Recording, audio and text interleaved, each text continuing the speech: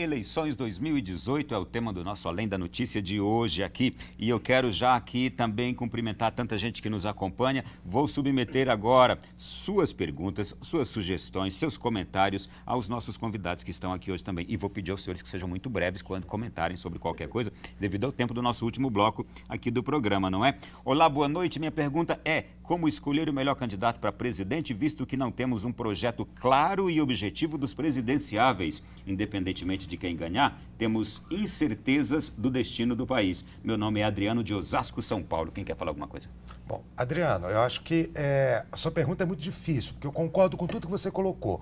Não temos propostas muito vagas, então todos falam para melhorar a saúde, só não nos explicam como. Ou seja, não há como a gente ter um parâmetro muito razoável para a decisão. Então acho que a gente tem que olhar o comportamento do nosso candidato, ver quem é essa pessoa no seu dia a dia, na sua vida política. Todos são políticos tarimbados, conhecidos, e a gente sabe quem dentre eles vai ser, não talvez o melhor, talvez o menos pior nessa relação. Posso fazer só um complemento? Vamos. Também é importante checar quem é a pessoa que pode trazer estabilidade. Como que traz estabilidade? Também gerando, né, uma pessoa que tem uma base confiável e que vá trazer parlamentares para o Congresso. Precisa de base. E aí que está o pulo do gato, né? Aí realmente complica.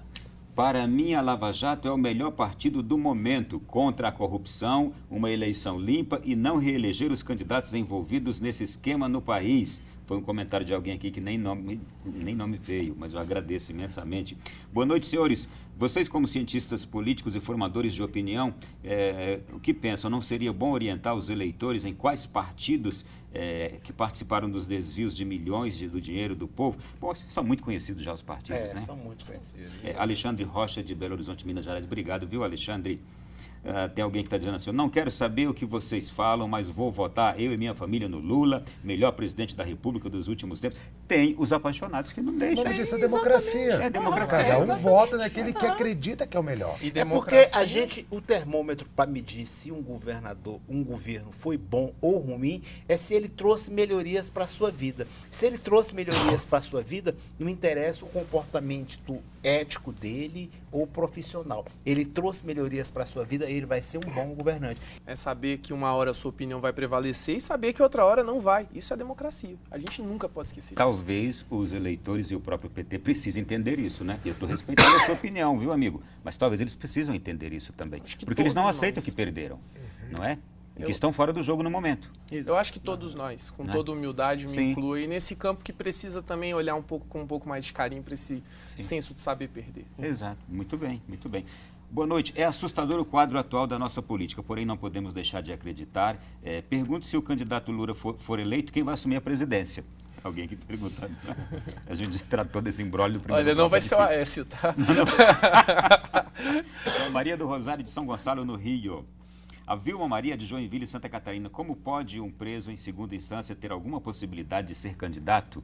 Realmente o brasileiro está se questionando, está vivendo essa polêmica toda, não é? Exatamente. Ele é candidato e tentou fazer o registro dele, como qualquer cidadão que é filiado ao partido e preencha os pré-requisitos para registrar a sua candidatura. Agora, até ela ser homologada, já são outros assuntos, porque vai ser feita a conferência da documentação que ele entregou. E nessa conferência é que ele pode ser indeferido. E até mesmo sub judice, ele não conseguirá manter isso, nem mesmo para recorrer em tribunal superior. O direito político é a coisa mais cara de uma democracia. É o valor mais caro, e atacar um direito político é realmente a última instância. Então, por um lado, né, pode ser uma coisa que deixa todos perplexos e todas perplexas, mas também temos que ir com bastante calma e deixar o devido processo legal falar. Que assim nós vamos ter as instituições agindo e cristalizando determinados comportamentos democráticos. Vamos a Manaus. Jean Carlos Maciel. Muito se fala em esquerda e direita nas redes sociais. Na visão de vocês, quais são os pontos positivos ou negativos de cada um desses movimentos sociais? É difícil responder isso. Olha, o movimento social ele se manifesta de forma a defender algumas causas. Se essa defesa dessas causas estão sendo benéficas para a sociedade, esse movimento social traz benefícios, desde que não atinja o direito dos outros, esse movimento social está sendo benéfico à sociedade. Isso daí surgiu bastante, ficou acalorado após a Constituição de 1988. E que fortaleceu os movimentos sociais, os conselhos e a participação popular. Então, numa sociedade civil, é bom que haja esses movimentos para que a sociedade tenha uma participação mais efetiva nas decisões e até mesmo na opinião, para que mostre o ponto de vista dela em relação a determinadas causas. E é muito difícil definir isso, porque, por exemplo, se a gente pegar o modelo americano, o que nós consideramos esquerda, lá não é, lá é direita. O que é direita lá, nós chamamos de esquerda. Então é muito difícil conceituar. Então cada um tem sua visão. Eu acho que tem que pensar direita e esquerda, o que tem propostas boas para o país, de uma forma geral. Isso é que tem que ser observado, independente do lado. Eu acho que o brasileiro tem que terminar um pouco essa cisão direita e esquerda e começar a observar quem tem propostas efetivas para melhorar o país. Uma questão que a pessoa define esquerda e direita. A direita é um governo mais liberal, propõe o Estado mínimo. A esquerda propõe o Estado máximo e valorização das instituições. Mais ou menos nesse sentido. E lembrar que esquerda e direita são conceitos que, por mais importantes que sejam, explicam no máximo 60% da política. Então você tem 40% aí, no mínimo, que precisa de muito mais elementos. Então se prender só a esses conceitos, hoje é muito pouco positivo. Muito bem, gente. Nós precisamos falar dos presidenciáveis. E eu vou fazer o seguinte. Nós vamos pegar aqui 4 nomes que possivelmente são aqueles que têm chances reais, não é? E gostaria de ouvir uma análise objetiva também, por causa do nosso tempo, sobre cada um deles, como estão se comportando agora e as possibilidades reais. Eu começaria aqui por Ciro Gomes, que está ali dos 4 primeiros, é o 4º. O que os senhores diriam de Ciro Gomes e as chances de Ciro?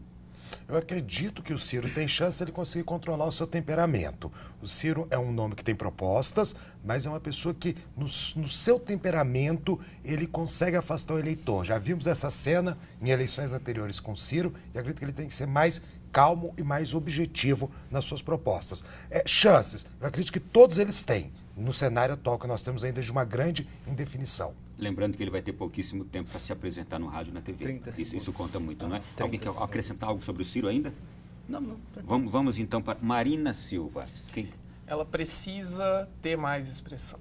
A Marina Silva é uma pessoa que aparece muito pouco na vida política brasileira, ela tem as suas justificativas para isso, mas ela tem esse problema de não passar essa confiabilidade que as pessoas esperam de uma pessoa que vai assumir o cargo de presidente da República. Ela tem essa questão de, às vezes não, ela é quase sempre ponderada demais, ela foge muito de dar opiniões assim assado e às vezes talvez a Marina precise descer um pouco mais do muro e fincar os pés no chão e dizer, estou aqui, penso assim, quero que seja assim e vou militar para que seja assim, porque temos um projeto de governo se eu assumir a presidência da República. Ela precisa decidir, ter firmeza. Descer do muro. Descer do muro, muito bem. Geraldo, lembrando, Marina Silva vai ter pouquíssimo tempo também para se apresentar.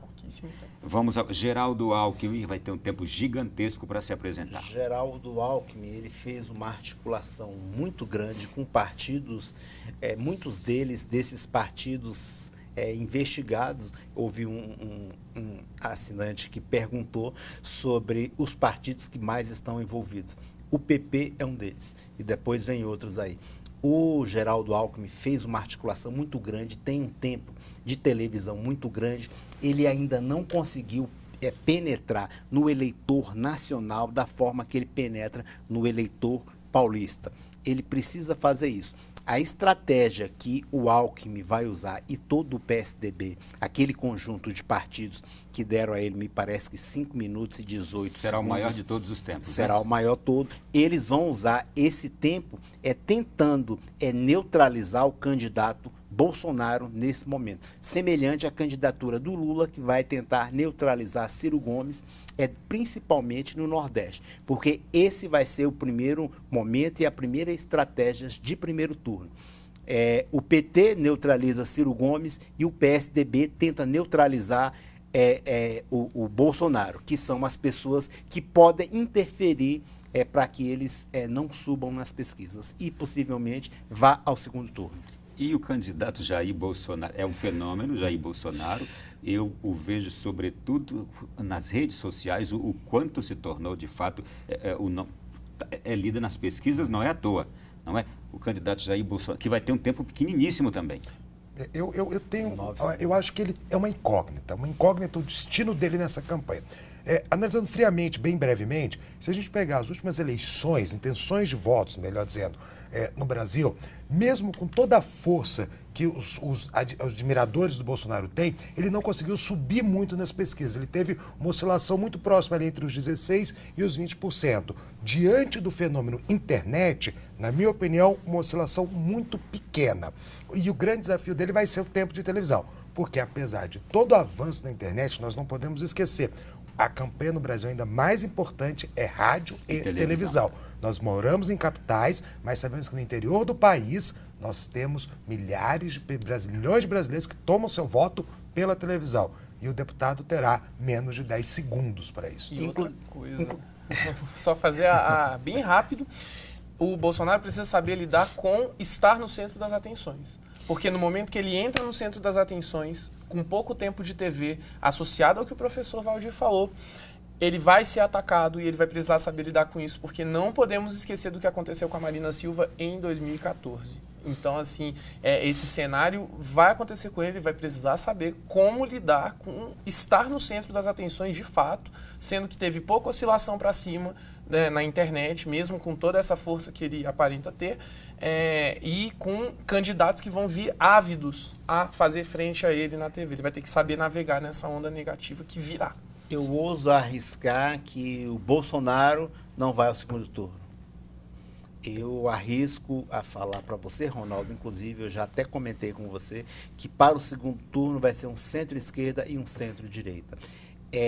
Colocando o Haddad como centro-esquerda, não colocando ele como esquerda extremista.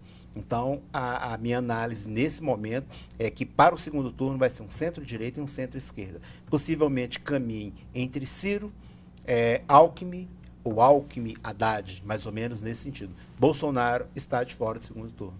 Eu ouso arriscar. Muito bem, tá aí, olha, o nosso programa chegou ao fim. Uai, já? Eu aqui agradeço a vocês, passou e a gente nem percebeu um monte de outros comentários e perguntas também. Quero agradecer a tanta gente que de casa nos acompanhou agora e vamos acompanhar esses próximos dias, porque eles serão determinantes, e vamos pedir ao nosso povo brasileiro que, sobretudo, assuma agora com mais dedicação o estudo deste momento político e o estudo dos nomes da sua cidade, do seu estado, ao governo do seu estado, deputados estaduais, deputados federais, senadores. Eu fiquei estarrecido de ver aqui o quanto subiu o patrimônio de alguns políticos. Fique atento a isso. Políticos que tiveram seu patrimônio em 4 anos ou 8 anos na estratosfera. De onde veio esse dinheiro todo? Se o salário é de 30 mil, não é? Então, muita atenção a isso, investigue mesmo, seja um bom brasileiro em tudo isso.